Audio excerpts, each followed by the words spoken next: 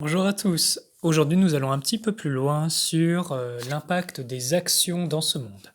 Donc, nous allons prendre deux extrêmes. Eh bien, quelqu'un qui est violent avec les autres, qui est violent avec lui-même, qui vit dans un état vibratoire bas et chaotique. Eh bien, que se passe-t-il? Les actes qu'il va poser sur l'autre, c'est des actes qu'il va poser en lui-même, dans son champ énergétique.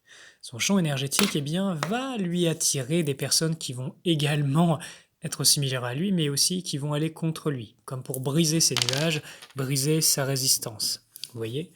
Et il va aussi attirer des créatures astrales qui se nourrissent de ces fréquences-là. Comprenez bien, c'est comme une fréquence où les êtres se nourrissent les uns des autres. On va prendre un autre extrême, eh bien, un être humain, par exemple, qui a conscience de sa lumière, conscience du divin, conscience du bien, eh bien, il va émaner, il va offrir continuellement au cours de sa vie du bien. Et il va se créer un magnétisme, un champ énergétique qui va lui attirer des choses similaires, autant du plan humain que du plan céleste. Donc ça veut dire qu'il sera entouré par des anges, parce qu'il va dans le même sens que la vie, dans l'évolution, dans la coopération, dans le bien. Donc d'une certaine façon, on va aller même un peu plus loin, eh bien, en fonction de vos pensées, vos paroles et vos actes, votre champ énergétique va se peupler de différentes informations. Ces informations, ça va créer votre vie. Vous créez votre propre magnétisme par vos pensées, vos paroles et vos actes.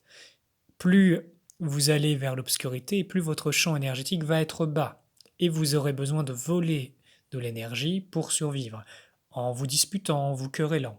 Mais par contre, si la conscience de l'amour et du cœur, qui est une très haute vibration, se révèle et que vous la mettez en pratique, eh bien vous vous créez un champ énergétique à toute épreuve, vous permettant de résister aux maladies et dans des cas extrêmes, vous permettant de rajeunir. Ce sont des possibilités qui sont déjà en l'être humain. Tout dépend si on se met en accord avec ce qu'on appelle une volonté supérieure ou non. Tout dépend si vous travaillez uniquement pour vous-même, pour votre survie, ou alors pour le bien de tous.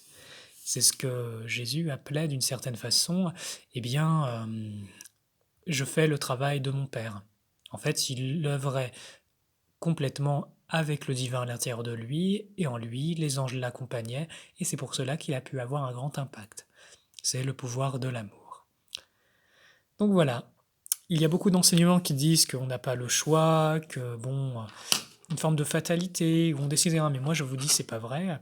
Vous avez pouvoir de changer votre réalité. C'est une question de choix et simplement de s'y mettre et d'avoir une volonté profonde et sincère. Tout est possible.